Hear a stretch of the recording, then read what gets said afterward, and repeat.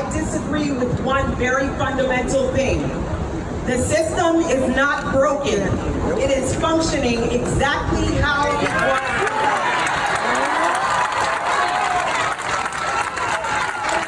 If you want to change the system, you must change the players.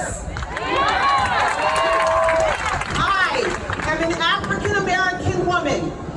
I have African-American brothers. I have an African-American father. I am married to an African-American man. With me today is one of my 3 African-American sons. And every single day, I know that one of mine could be the next hashtag. So I mourn with the family of George Floyd and all of you as we mourn together as a community. I mourn with all of you for Ahmaud Arbery. I mourn with all of you for Breonna Taylor and all of them that came before in these isolated incidents that continue to happen. Yeah. Come on. Yeah. But I stand before you today and ask you, when the protesting is finished and the marching is done, what are you going to do about it? Come on.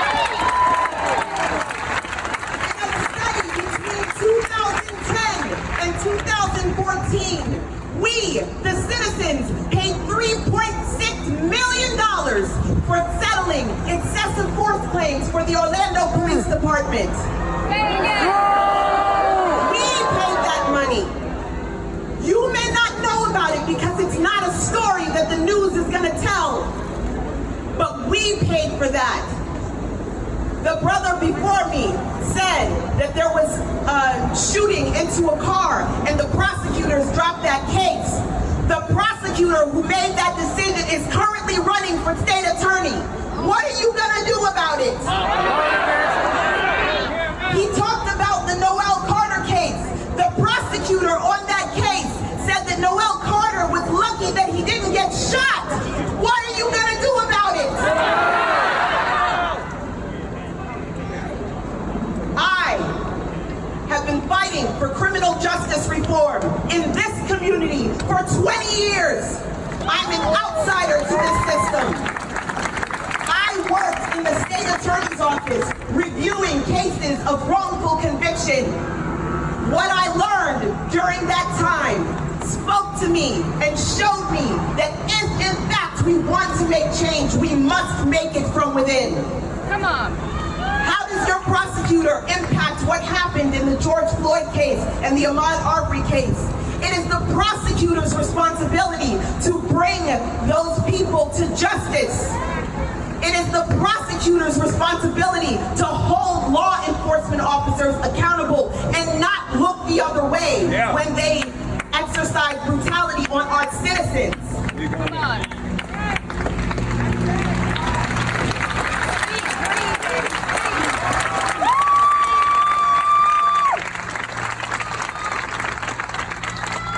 Prior to the last two terms, we had the same prosecutor for 20 years. For 20 years, we allowed one person to occupy that seat. And under that reign, many of us and many of our community members were brutalized at the hands of law enforcement, and they did nothing about it. So I ask you again, what are you going to do about it? But don't just vote. You have to be educated about whom you vote. Don't just look for the familiar name, because the familiar name is playing a familiar game.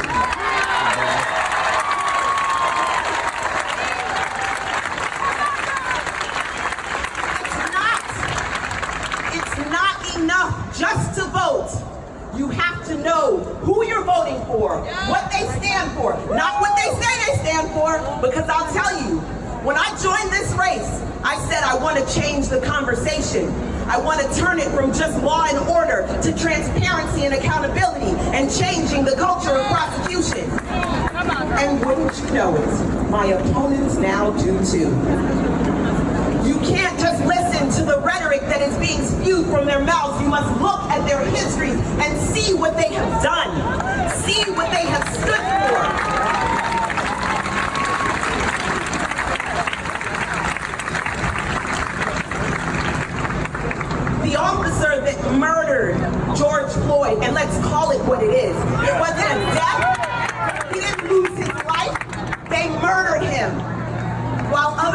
officer stood by and watched them. But an officer does not join the police force today and commit a murder tomorrow. We have to stop them before it gets to that point, before they become culpable of taking another life. Before that, there are blows that are thrown. There are kicks that are thrown. There are tasers that are used in inappropriate fashions. We have to start prosecuting from there. Come on, say it again. Not wait until the blood is flowing on the street, because then it is too late, and the only thing that has happened is another hashtag has been created. If you remain neutral in the time of injustice, then you have already taken the side of the oppressor.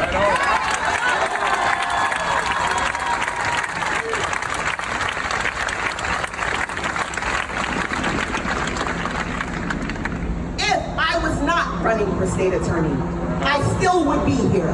Come on. Where are my opponents? Where have they been? For all these years that they've been in the system, where have they been? Look at their histories. Don't just vote for a familiar name. I implore you to vote, because if you do not vote and vote knowledgeably, then change cannot be named. If you don't vote, change cannot happen. I implore you all to vote as if our lives depend on it, because they do. All right. Hey, welcome to the Soapboxx podcast. I'm your host, TJ Legacy, and I'm joined today with two candidates, right? This time we're doing twofold. Usually I do my one-on-ones on Wednesdays, but we have two candidates. First, I'm going to start with candidate from Orange County Sheriff, Andrew Darling. Andrew, how are you? I'm doing well, TJ. How about yourself? I'm doing well, man. I'm blessed, highly favored. I'm good. I'm feeling good. And candidate for the Ninth Judicial Circuit, Orange and Osceola, for state attorney, we have Monique Worrell, who you just saw in the video. How you doing, Monique? Welcome to the Soapboxx. Hey, thank you so much for having me. I'm great. No. It's great. I mean, the one thing I took away from that intro video, for those who are watching the live stream, is how much I was hydrating myself like I just came from a prize fight, because I was the speaker before you, and so that was just something I saw. But definitely powerful words, and this interview is going to be a little different. I'm going to talk to my family here for the Soapboxx, usually watches the Soapboxx. Usually we're trying to get information. We want to educate, uplift, and empower. I've watched several debates. You guys have participated in several debates, town halls, different forums. I didn't have time to be cute, y'all. When I watch the debates, it's not even close when it comes to these two candidates, and they should be in their respective positions. And I'm telling you that right now, they should be the next sheriff and state attorney. So I just want to put that straight out there for everybody to know, so that you understand the context of the conversation, because we're going to have some conversation today, but we're going to clear up some misconceptions. And I want you, both Andrew and Monique, to elaborate on some things. So for any other candidate that's looking, or they say, well, why didn't you invite anybody else? Because I don't have time to play. I did my due diligence. It's too close. This time in history is too crucial to have rhetoric and misinformation out there. And so I'm comfortable with the two candidates that we have here, because these are the two candidates I really believe, even though their races are separate, that you have a platform for actual reform, right? So now that I did the housekeeping, I just wanted to. I'm gonna start off with you, Monique. We just saw your video of the rally. I wanted to ask both you and Andrew, how is the Black Lives Matter movement going to impact the way you govern? How State Attorney Worrell would govern in her office, in the policies? Well, so I've seen a lot of conversation lately about the Black Lives movement or the Black Mhm. Lives Matter movement versus just the concept, right? That Black Correct. Lives Matter, Because the right? Black Lives Matter is an actual organization. Right. However, the belief that Black lives do matter. So Right. yes, there is that distinction. Correct. Yeah. Yes. So what I want to say is, as horrible as the things are that have brought us to this place, I am thankful that the fact that Black lives don't matter in this country has now been brought to the forefront. Mhm. Because if you think about the incidents that have taken place over the last several months, if I were standing out here now saying the things that I'm saying without those incidents having taken place, it would be received very differently. It's already kind of like pushing back. People are like, oh, well, what do you mean? The criminal justice system isn't that bad. Or, my opponents accuse me on a daily basis of wanting to open the prison doors and let everyone out. Or I just, want to prosecute cops, or I'm anti-cops. And however, those who want to understand that in order for Black lives to matter, we have to make significant policy changes that go beyond just rhetoric or painting a street to show that Black lives actually do matter. So for me, what that means is holding law enforcement officers accountable, as you saw I said in the speech at the rally. Not just when they kill someone, but if we hold them accountable before they kill someone, then we can prevent people from being killed. Case in point, in the murder of George Floyd, that officer had repeated incidents of brutality upon citizens that he was never held accountable for. Had he been reprimanded, fired, or prosecuted, then George Floyd could still be alive today. So we as a system have to take responsibility for the lack of accountability of individuals who are in positions of law enforcement. And right here in Orlando, we rank third or fourth in the country for police brutality on our citizens. And not only that, we routinely award Officer of the Year to the worst of these. And when we award Officer of the Year to officers who routinely inflict violence upon our communities, not only are we saying to the communities that we don't care about your concerns and we don't care about this brutality, but we're also saying to other law enforcement officers that not only is this behavior acceptable, but it's also aspirational. And that continues to perpetuate this violence on the community over and over and over again. So for me as state attorney, it means holding law enforcement officers accountable. It means recognizing that African Americans make up 19% of the community, but more than 50% of the prison population, and implementing policies that show that I'm serious about changing those statistics. Thank you for that, Andrew. I don't know if I call you Andrew, candidate Andrew Darling. Sheriff, there's a lot to be done. What does you're not a Black male, for anybody who's watching who may not he's not. So what is the Black Lives Matter movement? How does that impact you and your philosophy of governing as a future sheriff? Yeah, so I am not a Black male. Yes, I agree. Probably before 8:30. There's I thought he was. 9-year-old I thought he was just light skinned. Yeah.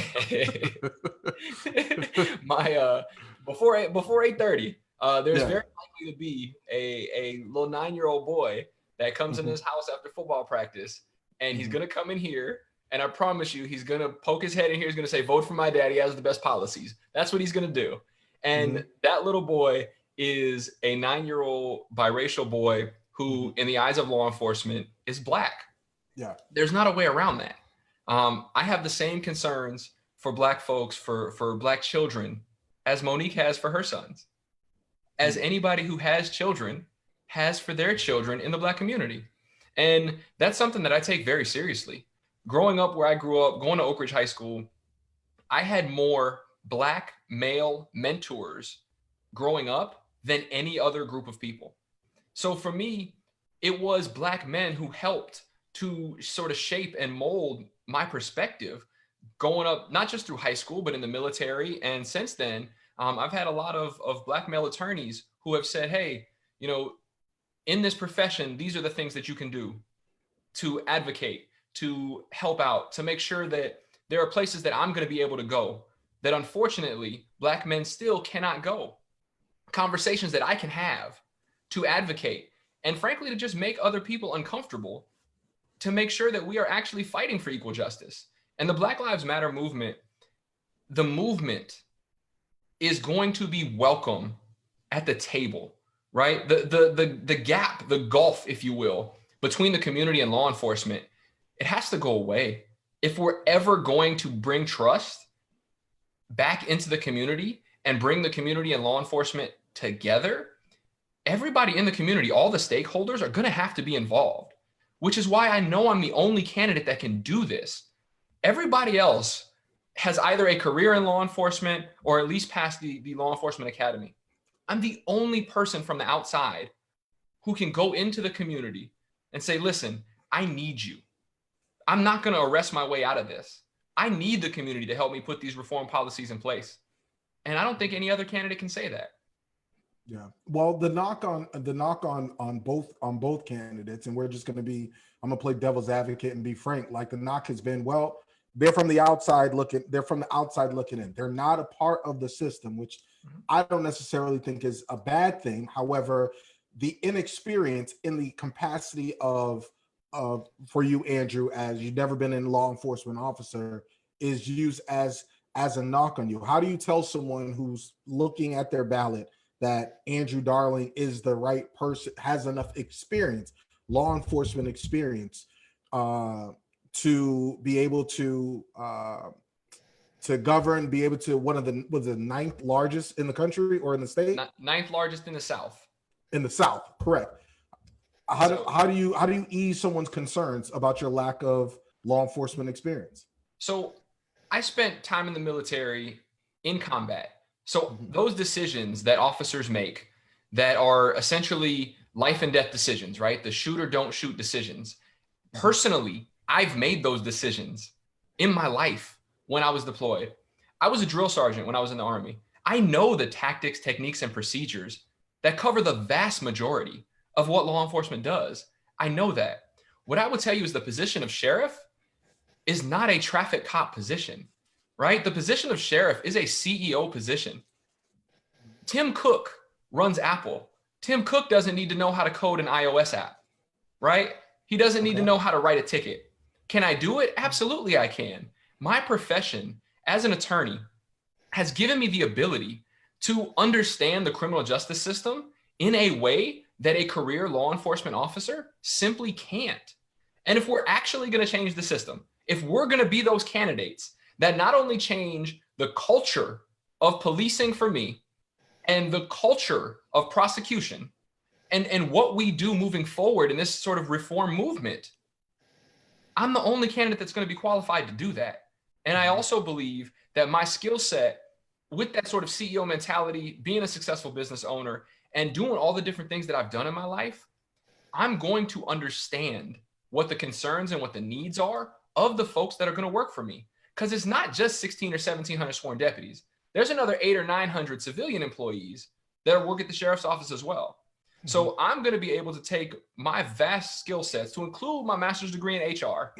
Like, I know how to run an organization. I'm going to run an organization more effectively than any of the other candidates. And we're going to bring these reform policies, and I'm excited about it, TJ. What do you say, Monique?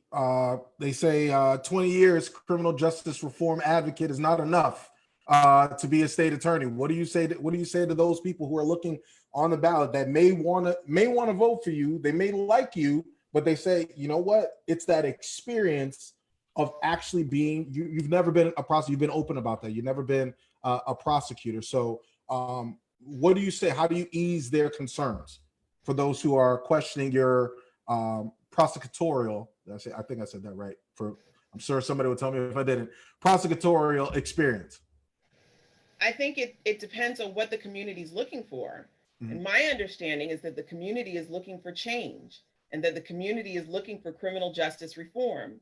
So if you're looking for criminal justice reform, you cannot go to a career prosecutor or an establishment prosecutor to bring you reform, because they are not going to reform the system that they have contributed to for their entire careers. Now, in addition to that, I will say that prosecutors leave the state attorney's office every day and go practice criminal defense work. Every single day, they leave and they go out and they practice criminal defense. So that is a distraction.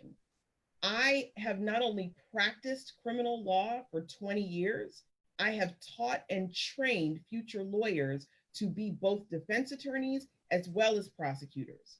I have tried more than 50 cases in criminal court.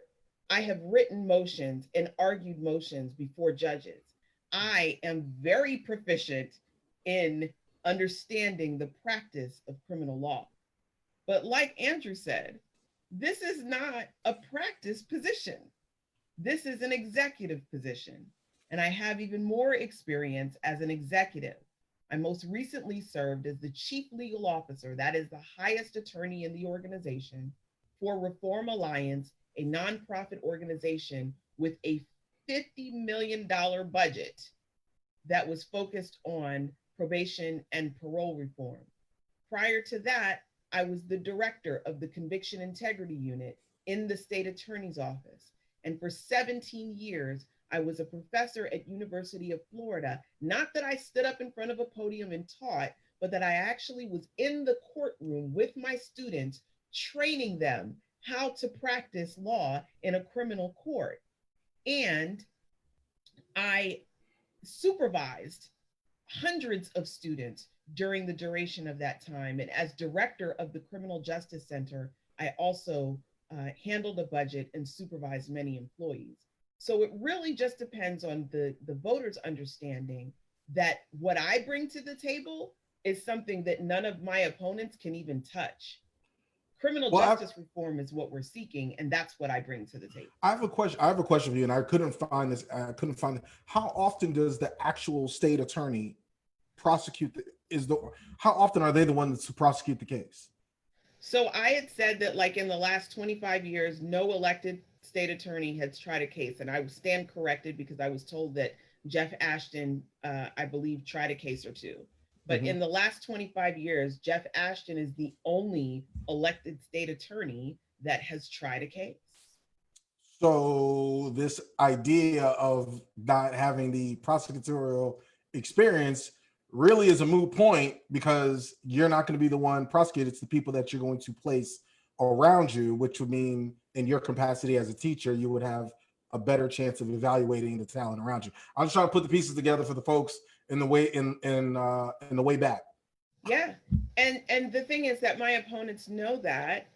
So now they've said that, well, prosecutors need to know that the person leading them knows what it is that they have to do.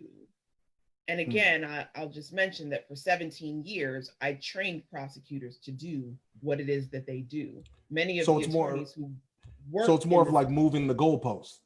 Yes, exactly. Moving the goalposts to fit the narrative.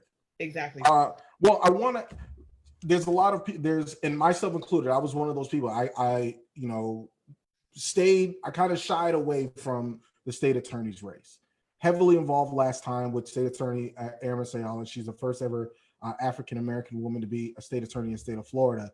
Stayed away from it because, it left a bad taste. Let's put it this way. It left that race, and what's happened since has left a bad taste in the community's mouth. There is some distrust. There is some severed ties to the community. What would be different about your administration from the current administration with State Attorney Erin Sayala? Well, first I want to say that I have a great deal of respect for the state attorney. If it wasn't for her, I would have never become an assistant state attorney. I remember when she invited me to apply for my job as director of her Conviction Integrity Unit, I was like, I'm not a state attorney. And she was like, but this is a job that you can, definitely do. What's different is that I have her as an example of what works and what doesn't work. I stand on her shoulders because as she was the first, she fought the battle to get into the seat and then had no one around her to help her to be successful. Mm-hmm. I am able to look at her administration and her tenure as state attorney and see where she went wrong and what I can do differently. And then I can do things that she couldn't do because she spent so much time just learning the position. I am now able to come in building upon everything that she's learned because we have a relationship, and then going forward and actually continuing on with the implementation of policies that are progressive. But the other thing that I want to say is that Aramis and I are two completely different people. Aramis will tell you herself, I am much more progressive than she ever was. When I worked for her, we often disagreed. You just made a couple people faint. You just made a couple voters just fainted. But I'm gonna let you continue. Go ahead. We often disagreed on policy issues and things that, you know, should happen and things that should take place. So I want people to understand that, you know, people have said, and there was something in the news recently that one of my opponents called me Aramis on steroids, and I don't even know what that means. But I am not Aramis. I am Monique. Let me ask you this. Do you feel like, and be honest, is that a fair comparison with, especially with Black women in leadership? Is it always like the one at a time rule? Is it fair for me to even ask that question? No, be honest, like, because I hesitated even asking that, and I honestly, and I told you this before air, and I'm gonna be honest with you, that I felt bad that for some reason we put black women specifically in a box where it's just like, okay, if it's, you know, and I'm gonna use the hip hop analogy. Well, if it's Little Kim, then it's got to be Little Kim, Nicki Minaj, like Cardi B. It's only got to be one at a time. Whereas in hip hop with rappers, there's a whole plethora of male rappers who have their own individual identities. So, do you feel like the criticism between you and Aramis is warranted, or is this just another, you know, I would say another struggle that Black women have to face in leadership? So I thank you for bringing that up, because as the person, it's very difficult for me to be the one to bring that up. But I will say, as I have said to other people who have asked me that, before Barack Obama, we had 43 white men presidents. And no one ever said that they wouldn't elect another white man as president because they didn't like what the white man before him did. So I don't understand why people presume that they can say to me, well, we didn't like what Aramis did, so why would we elect you? My answer to that is, I'm not Aramis.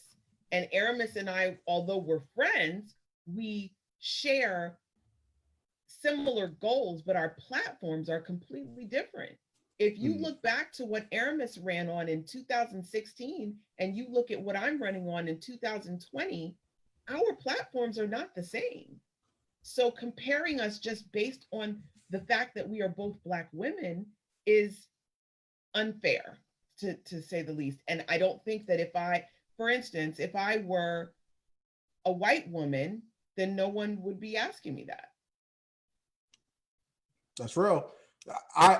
I had to check my problematic stance earlier today after I watched it. I told everybody after I watched everything, I was like, wait a minute, what am I? Because I'm not holding that against Andrew Darling, who's running for sheriff. I'm not saying, well, wait, we have a white guy who's sheriff now. Why do we need to have another one? Are you just like the incumbent currently? So I think that is a fair point, and I'm happy to bring that up. And I'm not above reproach myself. So I have to check myself on that. And I wanted anyone who thought about that to also check themselves in their problematic stances. I do want to switch gears to Andrew. Andrew, I know you over this past week got a lot of heat for your there was a lot of misinformation of your stance on how you would handle domestic violence, your domestic violence policies as a sheriff. Can you clarify?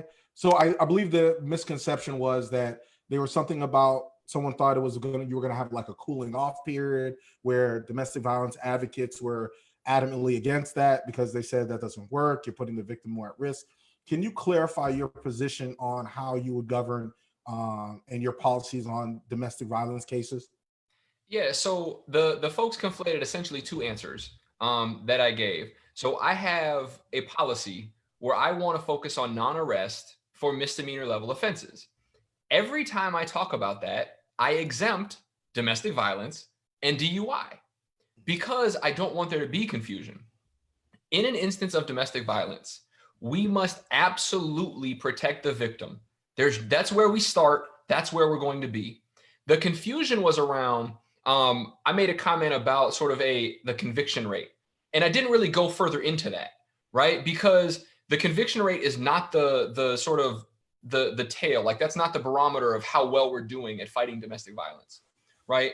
We need to make sure that we are doing everything that we can to protect the victim. And we also need to make sure that whatever policies and programs are working elsewhere, that we take a look at those and see if we can implement them here in Orange County. There's not a cooling off period. I've never used those words previously.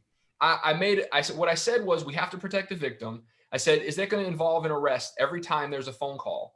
And the answer is, if you don't have probable cause to believe something happened, there cannot be an arrest. And that's the law.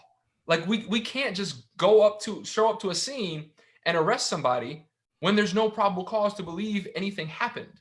What I did say is, even in scenarios where there is not probable cause, it is probably in the best interest of whatever is going on that evening that the folks be separated, right? If we cannot make an arrest legally, we still must protect the victim.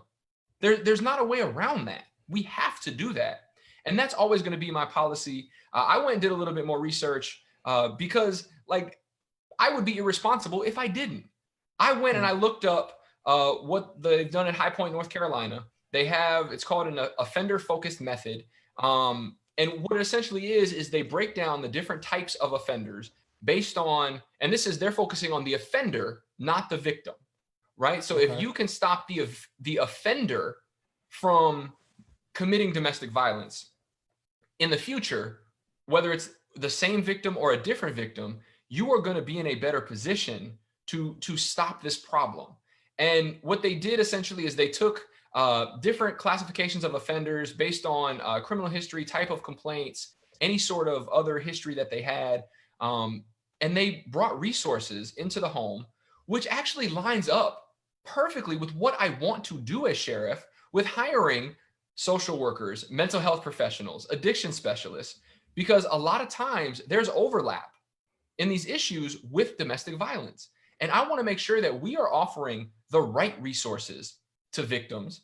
And I want to make sure that we are in a position to have the right staff to make sure that we can incentivize offenders to no longer commit these sorts of crimes. That's how we keep Orange County safer. That's how we protect victims. And that's how we make sure that instances of domestic violence do not escalate beyond domestic violence into, which is the absolute worst case scenario, into somebody losing their life. Well, I know you talked about, in order for you to have your unit for domestic violence, make sure that you have the resources. There's been a lot of conversation lately about budget, right? Mm-hmm. Recently, there are protesters right now who are protesting the incumbents' proposals to have to increase the budget by $15 million for the sheriff's department. What is your stance on an increased sheriff's department budget? And is there anything that you see within the budget that you would like to see better utilized? So I've thought a lot about this over the last week or so. And initially, my first thought was probably the same thought that anybody who is trying to get into an office and trying to implement change, more money is going to allow me to commit more change, right? It's going to allow me to better utilize resources in a way that is going to fit my reform policy instead of sort of the status quo. I thought about it over the last 2 days specifically, and I made a hard stance yesterday. In a response to Representative Carlos Guillermo Smith's tweet, I told him, and I said publicly, I'm going to reject that $15 million. As sheriff, I'm going to reject the $15 million because this is going to be one of the first decisions that I have to make, that I'm not just running on a platform that I don't believe in, right? We've talked about reform. We've talked about doing stuff that helps the community. And simply hiring more deputies is not the answer. Is that part of the answer? Yeah, probably. Mm-hmm. Until I'm able to get into office, fully dissect how much of that budget is actually tangible. Like, how much of it can I touch? How much of it is not retirement or salaries? How much of it is not already spoken for, right? There are a couple of things that I know I'm not going to touch. I'm not going to touch the aviation unit. The aviation unit, the resources that they have 2 helicopters and a plane. I don't think I'm telling any secrets here. Those are incredibly important resources, the technology that they have on them, and helping individuals in whether it's a traffic pursuit or whether it is, some sort of very serious crime. But I've made the decision that I'm going to reject that $15 million. We are going to hire, like I said, 10 social worker, mental health professionals, or addiction specialists before we hire 10 new deputies. We are going to look at every single part of our budget, line by line. I'm going to make sure we're not spending any money on lobbyists as part of the Sheriff's Association, as a lot of sheriff's offices do. That's taxpayer money. That's not money to go to lobbyists. So if I want to lobby for something, I would drive my butt up to Tallahassee myself and lobby in my position as sheriff to change laws that are going to, best impact our community here. But it's a hard decision. But listen, I believe in reform. This is the movement that I am a part of. And I am working really hard to make sure that we can change the culture of policing, not just in the county. Because what this does is this gives progressive mayors throughout the country, our policies, my policies, are going to give data. And that data is going to be able to be used by progressive mayors to appoint progressive chiefs of police.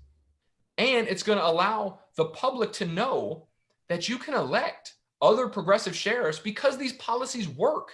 And they make it safer for the community. And in turn, they actually make it safer for the deputies.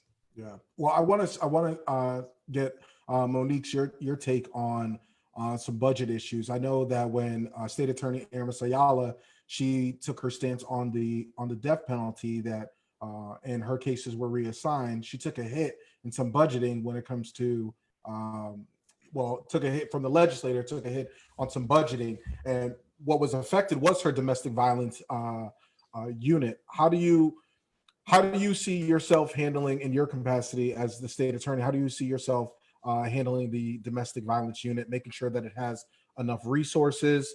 And is there anything that you would do differently that your predecessors may have not thought of, that you would like to, as far as on your platform for reform for domestic violence victims? You're muted. Hold on. There you go. You're good. You're good. One of the things that's very important to me is understanding that victims are victims, whether or not we're able to prosecute their cases. So what I want to do is partner with community resources so that every victim can get the assistance that they need, whether or not the state attorney's office is able to prosecute their case. And that's true for domestic violence victims. And I know that a lot of times with domestic violence victims, if they don't want to prosecute the offenders, then the state attorney's office won't help them. And I don't think that that's right. I think that we have to understand that we are victimizing them all over again when we seek to control their actions by providing assistance or not providing assistance. So one of the things that I want to do is partner with community resources so that every victim can receive the restoration that they need, regardless of whether or not their case is prosecuted by my office. With regard to the budget, of course, I will lobby for the return of the funds, and it's my understanding that the funds were just cut again across the board. But I believe that we may also be able to save resources by not prosecuting every single case that's on the books. right? So if we decline to prosecute things that are not dangerous and necessary and are victimless crimes in nature, then we can save a lot of money that way. And we can utilize and redirect those resources in a way that is going to be more useful towards the community. I also want to comment about the $15 million increase in the sheriff's budget. Okay, yeah, please, by all means. I think that's really irresponsible in a time when you have such a large number of the community saying that we want to reinvest money that's being used on law enforcement into the community. I think it's a slap in the face to then turn around and say, we're going to increase the sheriff's budget by $15 million. What that says is that to be fair, Orlando Police Department wants to do the same thing. So they want to increase their budget by $4.5 million, I believe, in September. So continue. Right. I just wanted everybody to get the same smoke. You have members of the community who are protesting and asking for reinvestment. So by doing that, especially right now, it's a slap in the face. What you're saying to the community is, we don't care what you want. We're going to do what we want to do. And what the community needs to do is stand up and show these elected officials who they work for. Because to me, that was just blatant disrespect. It also speaks to the tone deaf, I don't even know if that's a word, but I'll say it, tone deafness of the current incumbent who's actually proposing that. I don't like giving people any added publicity, but you guys can do your due diligence to figure out who the current incumbent is. I do wanted to talk with you about, you say it's time to end cash bail. Can you elaborate on that for everyone as far as how that affects the criminal justice system and how that ties into your platform for reform and for cash bail? So cash bail essentially separates the haves from the have-nots, because if Andrew and I go out and we commit a crime together and we both have no prior criminal history and we both get arrested, and Andrew has $5,000 to bond out and I don't, Andrew's going home and I'm sitting in jail until my trial happens. That doesn't mean that Andrew's less of a danger to the community than I am. That doesn't mean that Andrew is less guilty of the offense that we were arrested for than I am. And that is the criminalization of poverty.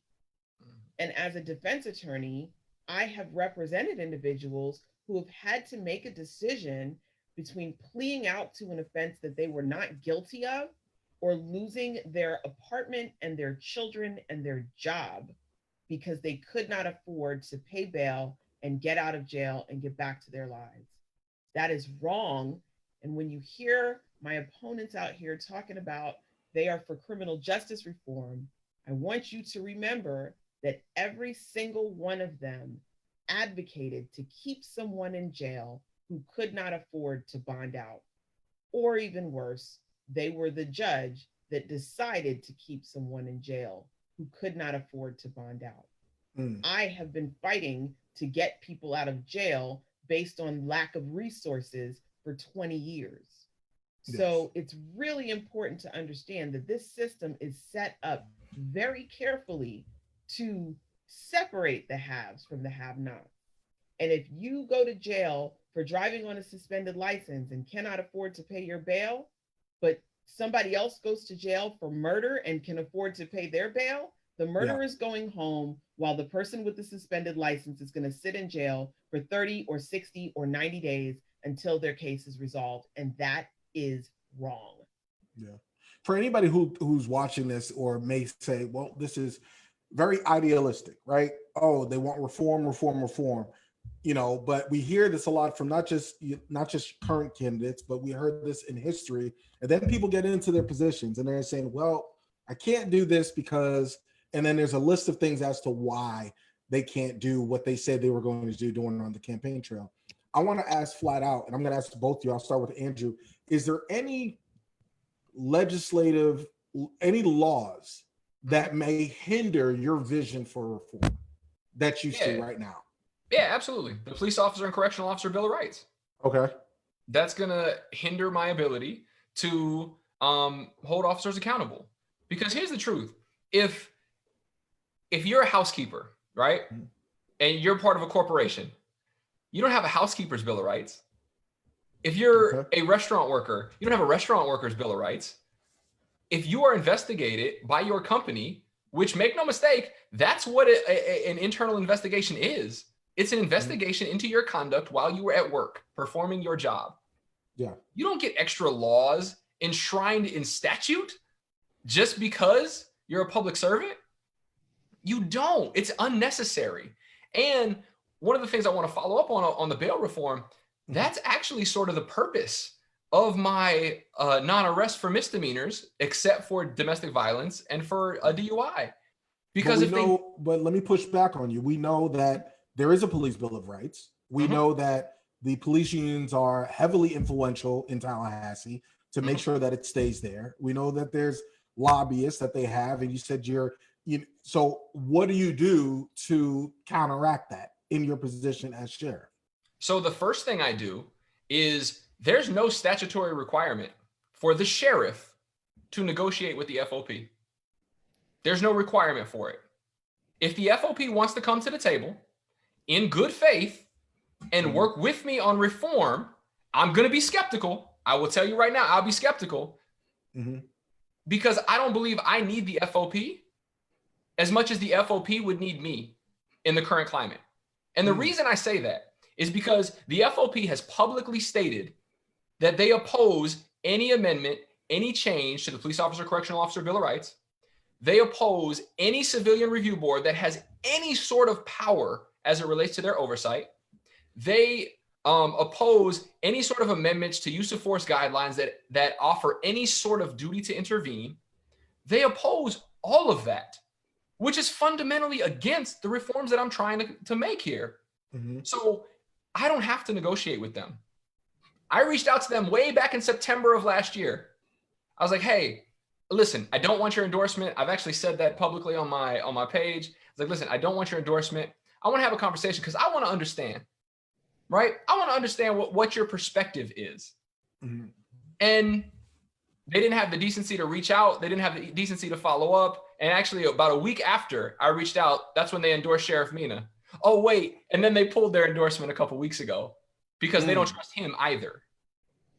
So I'm telling you, reform is going to happen. And the thing here is if you're on the fence, right, about either one of us as a candidate, okay, what I tell you now is if you vote for Monique and you don't vote for me, right, that's fine. That's your prerogative. Do what is best for you. But what I will tell you is if you vote for me and you don't vote for Monique, you're setting one of us up to have a harder time than it has to be, right? Because if I get into office and Monique doesn't, I'm going to have to try to get reforms done with folks who talk about reform, but haven't exhibited any reform in their career. If Monique gets elected and I don't get elected, then in both of her counties, she's going to have a career law enforcement officer who, at least in Orange County, was a career Republican who's never done anything progressive in his entire existence. And it's not going to be, it's the same problem, honestly, that State Attorney Ayala has right now, is you can do a lot, but when you have law enforcement who goes and arrests somebody before they have a strong enough case, you just started the clock on when the state attorney has to make a discharging decision. You put a case at jeopardy if you arrest somebody before you have everything that you need. This is why that relationship is so important. Yeah. And I will say this. I believe as candidates, we stand on our own merit as being wholly qualified, as being the best people for this job. I believe that wholeheartedly. We don't have to run a ticket together. Her race is different than mine. My race is different than hers. But I believe I am the best person to bring reforms to the sheriff's office. And I believe that I will be able to maximize my ability as sheriff if Monique Worrell is the state attorney. And switching to Monique, the same question to you. Is there any laws? I know Andrew talked about the Police Bill of Rights.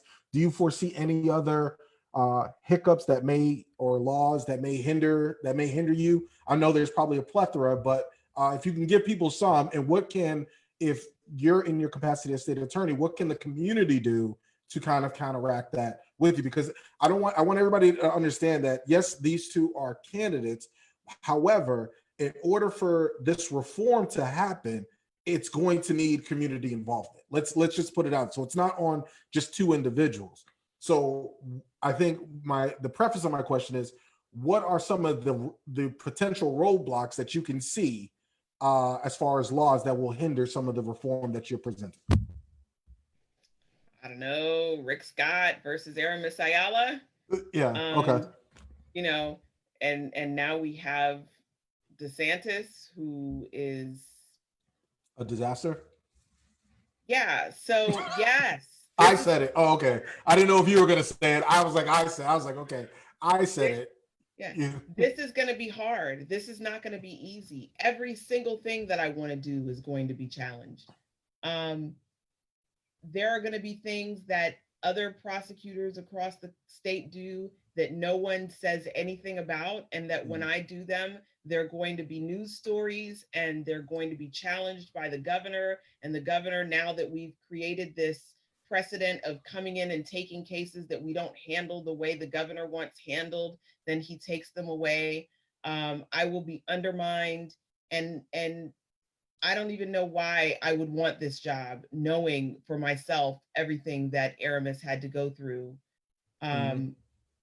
because it's hard. And then when the people that you're fighting for don't support you, it's hard. But I believe that reform is necessary, and I'll be very, very transparent with you all. If I believed that any of the other three individuals running would have brought reform to this community, I would have joined them and worked with them to implement reform. The reality is, what I know of all three of them is that they will all be business as usual. And that's why I jumped in this race. And yes, I will have hurdles, but there have been many hurdles fought for us to get to a place such as this. Slavery didn't end because we asked them nicely. Segregation did not end because we said please. We have to work, and we have to fight to get the changes that we know are right. And we have to do it by any means necessary. Oh, you sound like, oh man, you sound like a guy with that, Monique. Yeah, you sound like a guy. You sound like a guy I know yes, but I agree that it's not going to be easy, and it's not a quick turnaround. And I want people to understand. And I think for me, when I watch the debates and I listen to you, there is a contrast. And I think that's why I said what I said earlier. There is a difference that it's almost, I take it to, and I watch sports, so I do a lot of sports analogy. I take it to, this is a brand new head coach who's going to come in and have a brand new system.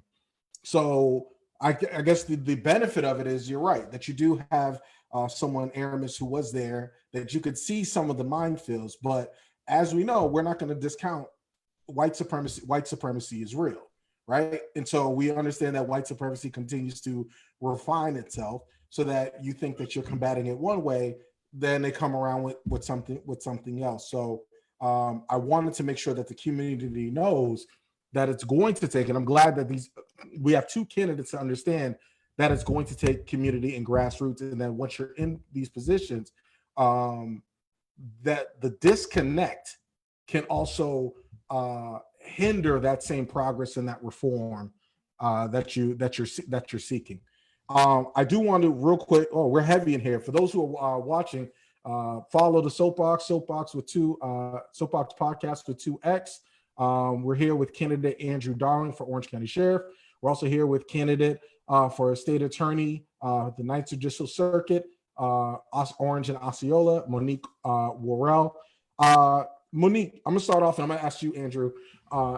Can you just name? I know there's a scroll of endorsements. Who's endorsing you currently, for people to know? And then I'm gonna ask Andrew. I'm gonna get you some of the organizations as well. I was trying to get a list together of the endorsements, but I didn't have enough How much time do we have left, Monique? Yeah, I know. That's how I was like, look, I'm just gonna ask her for your top 5. I know you love all your endorsements equally, but who's endorsing you that you would want the community to know that you have their seal of approval or vote of confidence?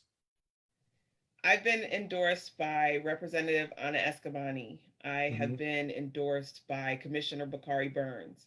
I've been endorsed by Commissioner George Oliver and Commissioner Larry Brinson.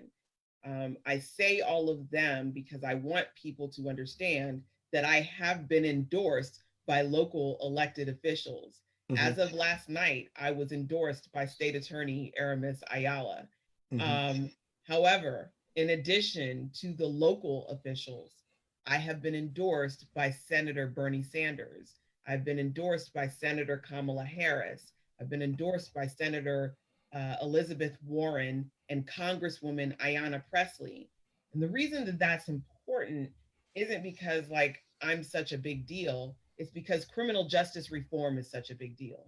And the people who are leaders on criminal justice reform, both locally and nationally, have recognized me as the true criminal justice reform candidate in this race, in addition to a host of organizations and celebrities who have endorsed me as well. I like that. I see you were being very humble and you left out John Legend, but we're going to move on. And you're being very humble. Okay. Andrew, some of the organizations you've been picking up steam with your endorsements, some of the organizations that have endorsed you. Yeah, so I just received the endorsement of the Democratic Haitian American Caucus of Florida, which is incredibly important to me. Growing up going to Oak Ridge, I grew up with Haitian people. I was fortunate enough to go to Haiti in 2016, learn a little bit about the criminal justice system in Haiti. And I've been part of the Democratic Haitian American Caucus of Florida for 2 or 3 years now. So they endorsed me. I also had the endorsement locally of attorney Natalie Jackson, who I know has actually been on the Soapboxx before.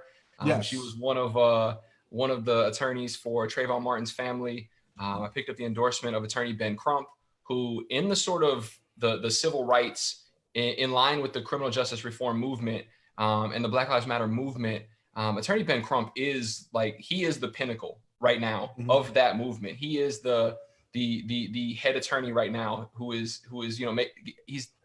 he's the family attorney for Ahmaud Arbery, for Breonna Taylor, and for George Floyd's family.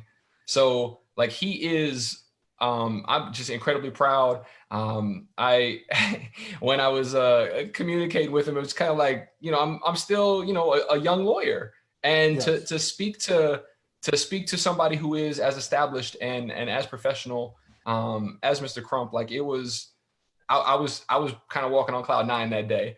I've also got the endorsement of the local Rainbow Democrats, which is our LGBTQ group here in Orange County.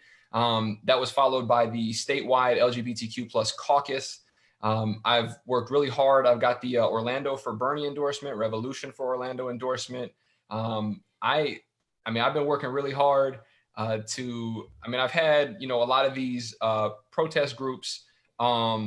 They have seen me at these protests, both in my role as a legal observer, and they're, supporting the Black Lives Matter movement.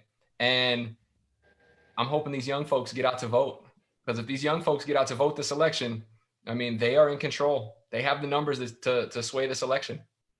Yeah, I definitely agree. And just to add 2 more to the list, just so everybody knows, the Soapboxx of itself will be having our endorsements. And so, yes, you do. I know it's the tipping point, but yes, Andrew Darling and yes, Monique has the endorsement of the Soapboxx podcast and myself personally. But I'll talk more about my spill later at the end of the podcast to let you guys know exactly why I made that decision in the community, to let them know that why I made that decision. I do want to talk as we move forward. I want to talk about our juveniles, right? And I'm going to start with, I'll start with you, Andrew, because we're talking about when we talk about juvenile arrest, right? So what do we do? What program is there going to be? A different program, social service? What are we going to do to decrease these juvenile juvenile arrest because we're criminalizing the school to prison pipeline, regardless of what a candidate says. The school to prison pipeline is for real. It's not the boogeyman. It's an actual real. It's a real thing. Okay. Is it really? In my debate the other day, someone said it wasn't a real problem. Yes, it is. It is a real. It is a real thing. Okay. Sir. Yes. Okay. It is a real thing. So, Andrew, what are we going to do to decrease these juvenile arrests and try to curb this school to prison pipeline? So I went to a school that was a contributor to the school to prison pipeline. I graduated from Oak Ridge High School. I have a friend that he just got out of prison after 12 and a half years last September, and he recently passed away in a car accident. Wow. So sorry to hear that. I mean, 12 and a half years of your life lost, and then you come home and you get 6 months with your kids. Like we have to start by not arresting children for common youthful behavior. Like that's the baseline. Like that's where we start, right? So in the state of Florida, and I wrote a piece that was actually published in the Orlando Sentinel a couple months ago about this very topic, because the first policy I ever put out way back in August of last year was ending the school to prison pipeline, because it's incredibly important to me. And the way that we do that is there are offenses that if a youth offender commits, they are eligible for what's called an alternative to arrest, right? This could be a ticket. This could be a summons, a notice to appear. This could be nothing. It could be a don't do that again, right? There's a bunch of different offenses that are eligible for that. In the state of Florida, the average in 2019 was 62% of eligible youth received the alternative to arrest, right? So they weren't arrested. In Orange County in 2019, 35% of eligible youth got the alternative to arrest, which means that 65% of the eligible youth were arrested when they were eligible for an alternative to arrest. In June and July alone of 2019, out of 52 youth offenders who were eligible for an alternative to arrest, 50 of them were arrested. So these are not kids in schools, right? These aren't kids that are in school in the summertime that are getting arrested. The other way we end the school to prison pipeline is we drastically revamp our school resource officer program. Our school resource officers are going to be in these schools for their careers. And when they come out of those schools during the summertime on breaks, they're going to be a deputy in those neighborhoods, in those districts, because there is no better person to know a student and humanize that student and have a personal relationship with that student than the school resource officer. That starts by them being a fabric of the school. That means that they are not going to be there in the same uniform that deputies are arresting their friends when they get home. They're going to be there in professional attire. They're going to wear their khakis. They're going to have a school color polo shirt. Everybody's going to know they're the SRO, right? It's going to, big bold letters on the back of their shirt, SRO. Like the school is going to know. But that deputy cannot be the deputy that is arresting students. You lose all credibility with any youth if you're the one that's arresting their friends. If the school decides that they believe whatever offense it was that some young person committed, the school resource officer is absolutely there to keep the peace, right? That's their job. If there's a fight, whatever, break it up. So you believe in law enforcement in schools? I don't actually, but state law requires it. Okay. So I don't think we should have schools that have law enforcement officers, but don't have enough counselors for their students, but don't have enough guidance counselors to help those students grow and develop and know what to do in school. But state law requires it.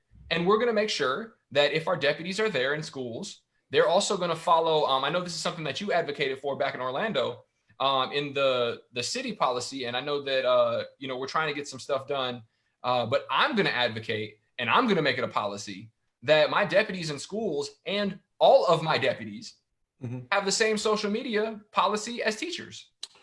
Yes, I was going to ask you both that. That was my follow-up to that. So hold that thought. I want to get Monique, when it comes to juveniles, right? And here's my stance. And there needs to be an adverse consequence could save a life as well. And I know you believe in rehabilitation over incarceration. So how do you, as a state attorney, toe that fine line between adverse a consequence for bad behavior, but not having it, let me just put it, not making it so that it's ruined someone's entire life, and there's room for that rehabilitation and that growth? Because, as you know, Malcolm Little, Malcolm X was once Malcolm Little. So how do we toe that line as a state attorney in your policies in reform? So one of the benefits that the voters will receive by having a former professor is that I am research and data driven. And research and data shows us that the brain does not fully develop until the age of 25. So if we know and understand that the brain does not fully develop until 25, how we can say that we are going to hold a child accountable for behavior that they cannot fully comprehend the nature and consequences of because their brain has not fully yet developed is a legal fiction. And I say, calling a child an adult for the purpose of prosecution doesn't make it true. And my opponents say, well, that's a nice slogan, but it's not realistic, because if a 16-year-old shoots and kills someone, then they need to go to prison. If a 16-year-old shoots and kills someone, there's still a child that killed someone. And that doesn't take away from the fact that that is a terrible and egregious thing. And I understand that the way our system is currently set up, that you can't deal with that child within the confines of the juvenile system. And for those who don't know, let me explain why. The juvenile system has jurisdiction that ends at the age of 19. So if you have a 16 or a 17-year-old who commits a murder at the age of 16 or 17, if you leave them in the juvenile system, that means that everything is done. Consequences, as you mentioned, TJ, that they're done at the age of 19. That's not sufficient for murder. For almost anything else that's not a violent act, it's sufficient. But for murder or, sexual violence, that's not sufficient. So we have to do something else with those very egregious situations. However, childhood behavior, fights. When I was growing up, when there was a fight, we all ran outside to see it, and the principal came and broke it up and everyone went home. Alcohol. Well, let me challenge you on that, because I know someone's going to say, well, in this day and age, kids aren't just fighting and scuffling. Kids are carrying guns, they're carrying knives. It's more of it. They're doing more permanent damage to each other. So what is your philosophy on that? When someone's like, hey, teachers can't touch kids anymore. They can't even break them apart. So how do we control these kids in these school systems? So I'll say this. I grew up in New York. I went to school in Jamaica, Queens. In my day and age, they were carrying guns and knives too. Okay. And those kids might have gotten arrested, because that's not just a fight. Okay. That is an assault or a battery with a deadly weapon. That's something different. What I'm talking about is kids who get in a fight and end up in jail because they got in a fight, and that happens. Yeah. What I'm talking about is a child who drank a beer because he saw his friends drinking beer and they end up in jail, because that happens. Yes, kids who commit violent acts have to be dealt with in our juvenile justice system, but that's not the majority of the kids that are in our juvenile justice system. And the problem with police and schools is that they are there for the safety of children in some neighborhoods, and they are there for criminalization of some children in other neighborhoods. And the school to prison pipeline has been increased tremendously by having law enforcement officers in school. So we have to recognize what is childhood behavior and what is not. And my opponents want to blame someone else. They'll say, well, the Juvenile Justice Center, they're responsible for that, and the state attorney usually doesn't have any say. The state attorney makes a decision who to charge and what to charge, period, and end of discussion. So what I will do is separate out those childhood offenses and dispose of them as such, and deal with the serious issues that actually put our community in danger and come up with ways to deal with those kids in a way that ultimately will hopefully turn them into productive members of society instead of the defendants of tomorrow.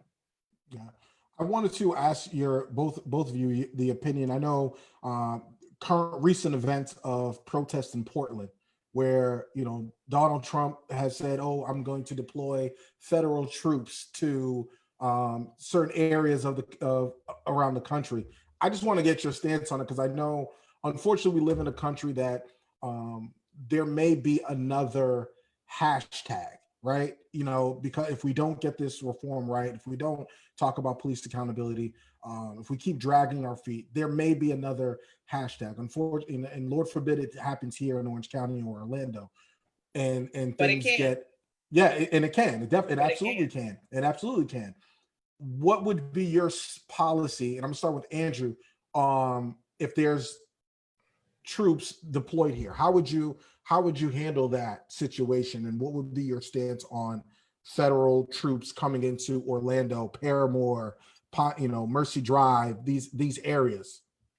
So my position is that the state of Florida and the United States are separate sovereigns, right? Like that's how we're set up.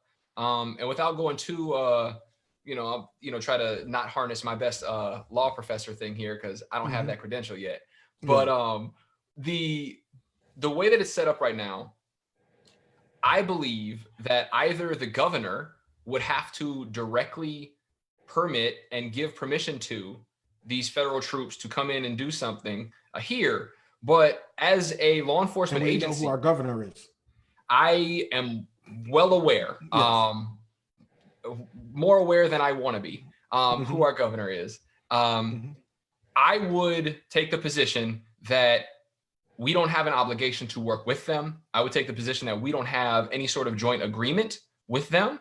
And I would take the position that if you are unlawfully detaining people in this county, you are committing a crime, and I don't care who sent you, you're going to jail.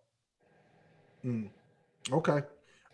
Monique, I'm gonna ask you the same question. I saw Marilyn Mosby. She came out in Baltimore, and her stance was that she, similar to Andrew's, that he would, these people will be committing a crime because they're here unwanted and they're detaining people or arresting people. What would your stance be as a state attorney? Okay, so first my stance is y'all better get out there and vote because this is serious. I am just appalled when I turn on the news and see the things that I'm seeing. You made a real good point. Who's our governor? So I could take that position. Will I be able to enforce it?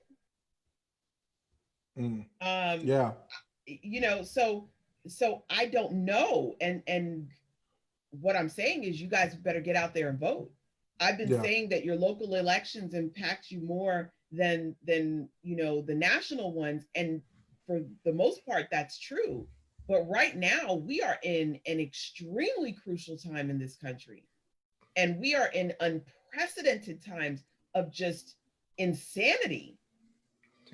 So if you guys want to be safe, you need to get out there and vote. And I know that there is someone out there right now who's like, but Joe Biden, he's responsible for the 94 crime bill, and I don't like him, and I'm not going to vote for him. And okay, just please understand that if you don't go vote, then we will have a repeat of 2016. And I saw a graphic that came out, and I didn't repost it because I can't verify that those numbers are accurate. But if they are, we need to understand that every single state that Donald Trump won in, the number of votes that he won by, there were more African Americans who stayed home than the number of votes that he won by.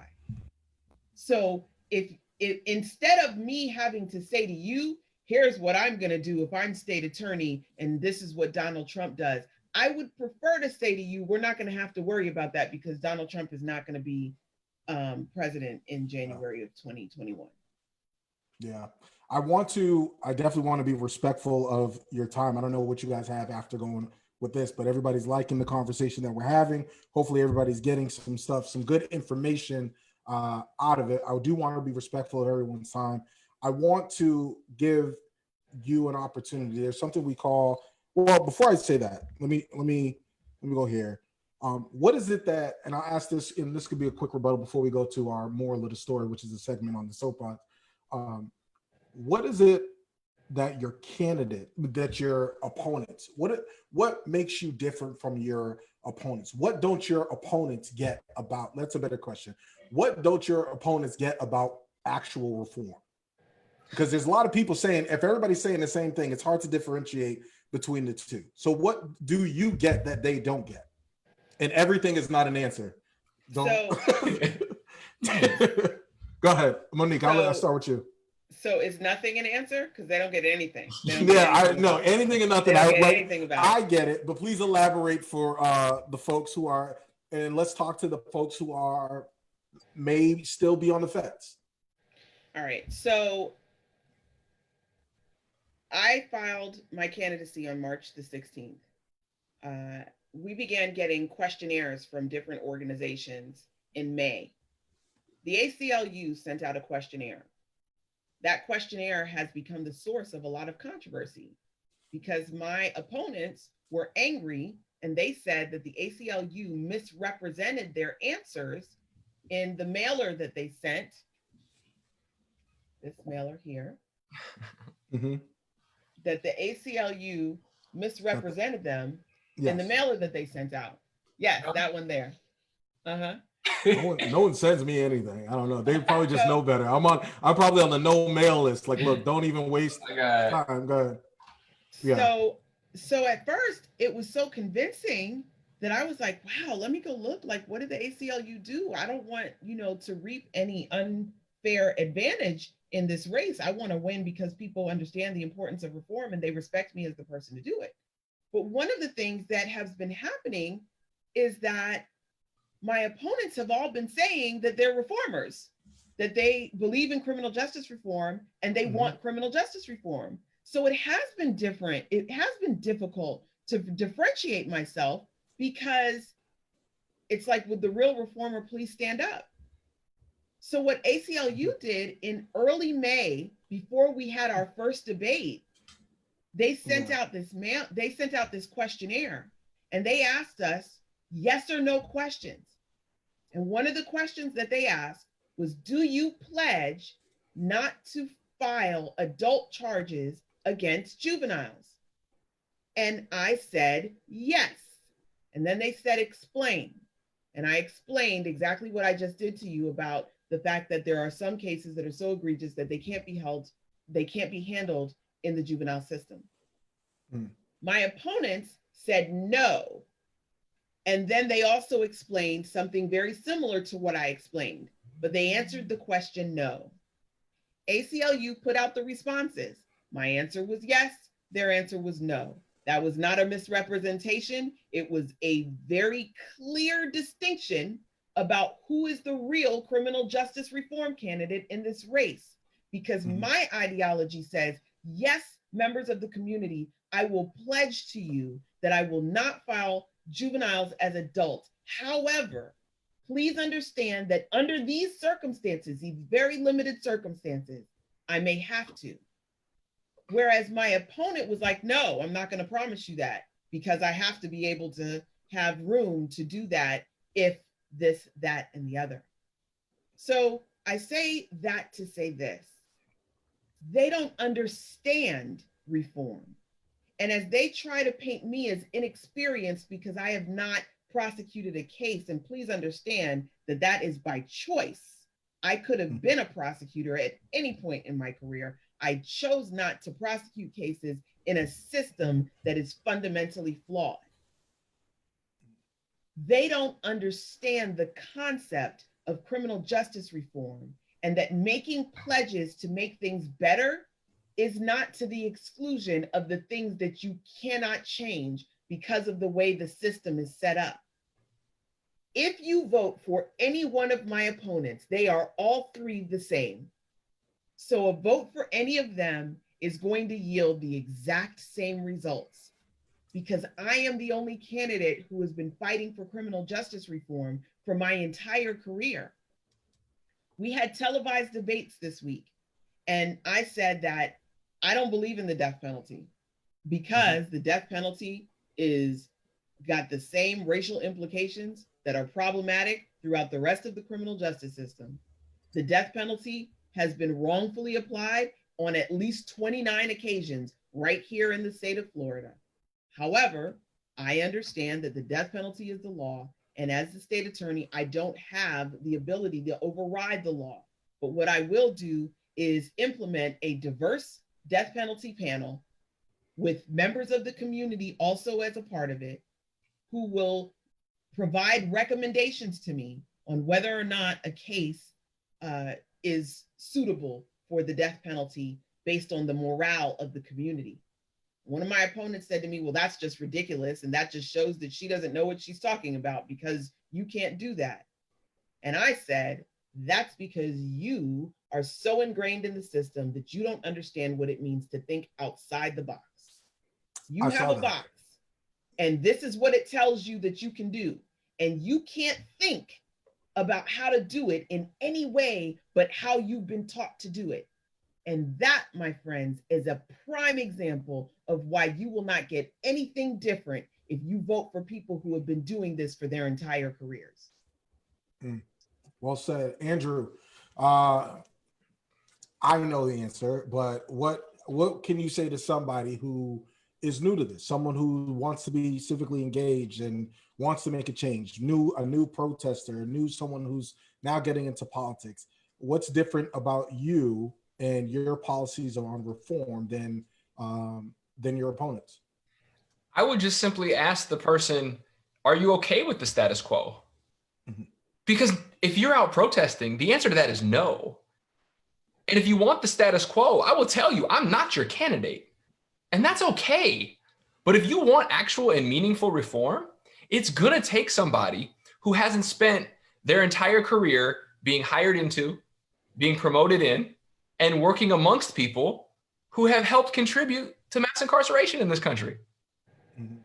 You're going to have to find somebody who has the skill set, who has the capability to come in with the trust of the community and then earn the trust of the people who work at the sheriff's office. I don't believe that you need to have a badge your entire career to have other people who have a badge trust you. I don't believe it, because when you put out clear guidance and you set expectations high, but you set expectations and then you hold people to those expectations. Here's the issue right now that the deputies have, and this is why I've said multiple times, listen, the sheriff's office is on fire. The community doesn't trust the sheriff. Clearly the deputies don't. They just voted unanimously to remove their endorsement of him. If you want to bring somebody in, the reason they don't trust him is because there's not clear guidance. They believe there's a different standard for their use of force if the situation goes viral or if it doesn't go viral, right? There's a different standard there. And you know, because you're up to date on this stuff with all the current sheriff's time at OPD and all of that, he'll sweep use of force under the rug if nobody knows about it. He'll do it every opportunity he gets. So what I'm telling you is I'm going to set a clear standard. And when a deputy follows the standard that I put in place to the letter, I'm going to support that deputy even when it's not popular. Because the problem when they follow a policy is not with the deputy. The problem is with the policy. The problem is with leadership. The way that you fix the sheriff's office is through leadership. It is through high standards. It is through community engagement, which is why we talked earlier about the civilian review board piece. Mm-hmm. I know this community. This is my home. Like this community raised me, and I'm going to need that community to implement these processes. None of the other candidates are anything other than a hammer. And to a hammer, everything is a nail. I bring an entire toolbox to this diverse set of problems, and I am going to be the best candidate far and away. It's not even close. Anybody who's on the fence, it's an easy question. Do you want the same thing we've always had? Has that worked? The answer is no. Your response to that is to vote for me on August 18th. I'm the first name on the ballot, and I am the best choice. I know that. I have zero doubts in my mind about that. And the members of the community know that as well. I'm incredibly excited. The next 20 days, I mean, we can call it 19 and a wake up at this point. We're getting close. Yeah. But listen, I'm excited and I'm ready to implement these reforms. Yeah. Well, I wanted to really just touch base and talk with everybody real quick before we go into the moral of the story. And I know we have to wrap soon. I could listen to you both talk about reform all day because I think it's an important conversation to have. And I want to talk about my justification as to why I'm endorsing, the Soapboxx is endorsing you, and not only in myself personally. And I just want everybody who's watching this or listening to this to just imagine, right? Imagine waking up on August 19th, right? At the day after the election. And you are dealing with the realization. Actually, let's move it forward. After November, we're dealing with the realization that you have a potential Belvin Perry, a potential Deb Barr, or Ryan Williams as state attorney, with Trump reelected, with DeSantis as governor, and with John Mina as your sheriff. And I want people to understand when I paint that picture for you, right? And we talk about all of these marches and protests. And that's why I said when I was promoting the flyer, marching and protest, you can't just do that alone. There has to be a civic engagement component to it. And when we're talking about change and we're talking about reform, everything about having what was being perceived outsiders, I believe is a good thing. It's time to clean house. Somebody got to go. So the players who have been here, they're not going to change the system on their own, right? What was it, Monique, that you said in your speech? They're playing same faces play a familiar game. What was that bar? The familiar name is playing a familiar game. Exactly, right? So I want people to understand that with those players in office, imagine if Orlando, God forbid, has a national hashtag. What if we lose someone from our black or brown community? I know that black people have a specific experience, but I'm speaking to both communities. Who do you want in front of CNN talking and articulating why we did or did not charge them? We see what's going on with Breonna Taylor. Who do you want as state attorney speaking? Do you want the guy who doesn't believe in the school to prison pipeline, who's been a judge? Do you want the guy who's been endorsed by FOP to be in charge of charging officers? Do you want? I mean, that's just not gonna happen. Everybody understands that. That's just not gonna happen. That's me talking.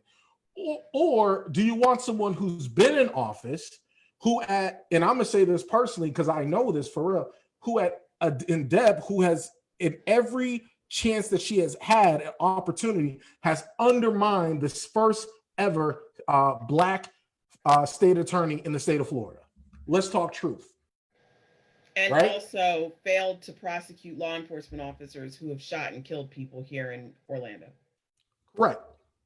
So it also has a problem with her personal relationships in the office and then firing those individuals or those individuals getting fired. Let's talk truth.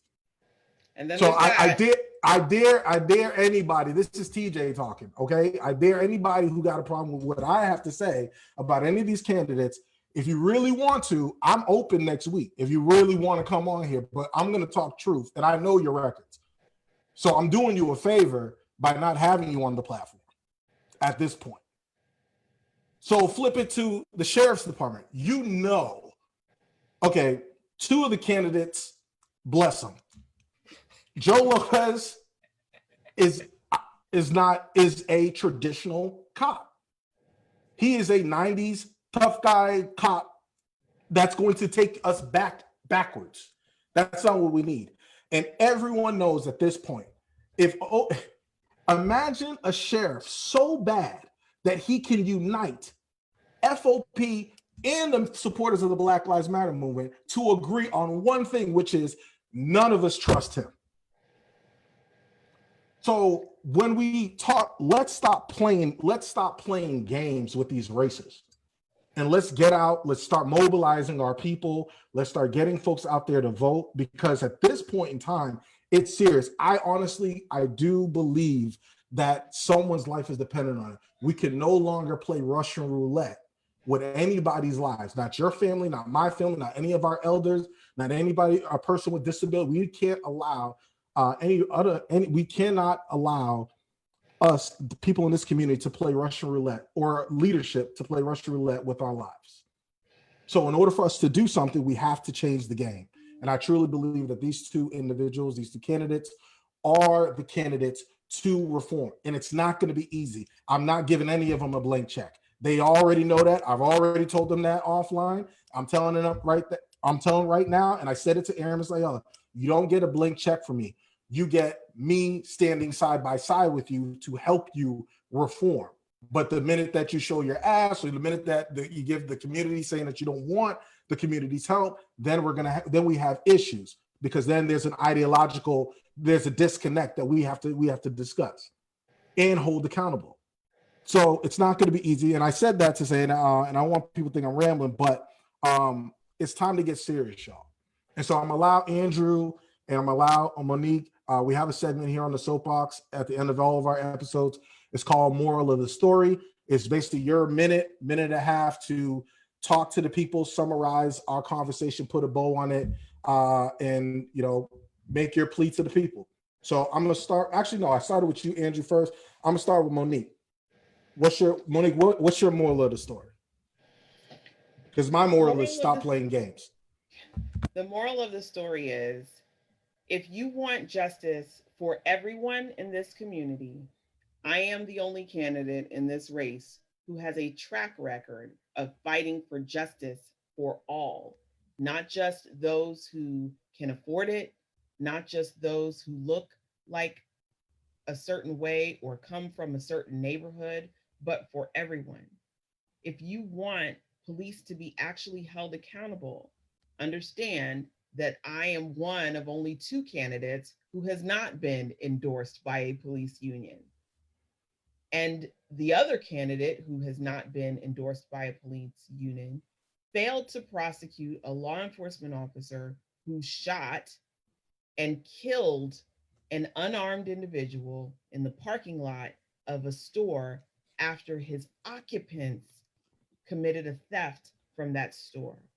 Now that's important, because I didn't say that he stole anything from the store. He was driving a vehicle where his occupants stole something from the store, and the law enforcement officer shot and killed him. A grand jury indicted him, and she decided to drop the case. That's important, because if you want accountability, then you need someone who is actually going to hold law enforcement officers accountable. And none of my three opponents have shown that they will. And they'll tell you, oh, I've prosecuted 3 law enforcement officers in my career. Ma'am, you've been a state attorney for 17 years. There have been more than 3 law enforcement officers for you to prosecute during that time. The fact that you've only chosen to prosecute 3 is a whole other story. If you want someone who understands that there is no reason that African Americans, who make up 19% of the community and 50% of the prison population, I'm the only one who's going to do that. So my question to all of you is, why not? If change is what you want, when I saw you out there at the rallies, all of them that I attended alongside you, did you see any of my opponents out there? And I wasn't just there because I'm running for office, because when Trayvon Martin was murdered, I was in Sanford marching with them as well. If change is what we want, we cannot continue to do the same thing and expect a different result. We have to vote like our lives depend on it, because they do. And that's not just a catchy phrase. It's not just a catchy slogan. Our community members are being murdered in the street, and there's nothing being done about it. I commit to doing something about it. Go to my website, MoniqueForStateAttorney.com, and John Legend is hosting a fundraiser for me on Saturday. And if you go to my Facebook page at Monique for State Attorney, you can make your donation and attend the private fundraiser that John Legend is doing for me on Saturday. All right, cool. I went to 2 of John Legend's I was a huge John Legend fan in his first 2 albums, so I went to 2 of his concerts. Wow, those are wild nights. Anyway, that's a different podcast. That's my Thursday podcast. We'll talk about those situations. Andrew, what's your moral of the story? I got to see if I got my donation in time for that John Legend concert. Do you have Ja Rule? Is Ja Rule gonna be performing for you? Andrew? Listen, I'm telling you, I'm sure there's a Chappelle Show joke in there somewhere. Yeah. So the moral of the story is, like, at the end of the day, the time is now. There is no other time. Like, we've talked about it. We've talked about everything from doing nothing to defund the police to reform. We've talked about all of it. The time is now. I know, and I said this in front of protests in front of protesters and folks who were there celebrating at the Juneteenth event. Monique and I are the only candidates that I have ever met who have said, once we get elected, hold us accountable. We're not asking for a blank check. We understand it's not going to be easy. We know that we're going to need the community to implement the change that we want to implement. What I will tell you is, in my race, at this point, it's a 2-way race. It's the incumbent sheriff and myself. We can talk, we can be friendly, and we can talk about how nice the other folks are, but let's be for real. You are either going to vote for the incumbent or you're going to vote for me. Because at the end of the day, you have career law enforcement officers or a law enforcement academy graduate and me. I am the only reform candidate who has the qualifications and the resume to get this job done. I'm going to get it done. I'm going to implement my policies, and surprise, surprise, it's going to make it safer, not just for the community, but for the deputies as well. And make no mistake, as the sheriff's office goes, OPD will go, Apopka PD will go, Winter Park will go, Winter Garden will go, even Windermere, they're going to go that way too. Because the sheriff's office is going to lead the way in every single thing that we do. I'm incredibly excited to implement these reforms. I'm ready to do it. The time is now, Orange County. You can go to andrewdarling.com. You can find me on all the social medias at Reform Sheriff. I appreciate the support. TJ, the Soapboxx has always been an avenue that I've appreciated. You know, you've given me the opportunity to get on here and talk about other things previously. I really appreciate the endorsement, not just personally, but of the Soapboxx. And I'm definitely gonna, next time my podcast player downloads, I'll be listening to this at 2.7x. So I appreciate it. Monique, it's been a pleasure as always. I'm sure I will see you at some point in the next 19 and a half days. But I'm excited, Orange County. We travel in the same circles. Yeah. Yes. Hey, thank you so much for your donation. I appreciate that. Yes. And so I'm just going to say it. I know there's 2 separate races, but to me, it's a package deal, right? To me, it's a package deal.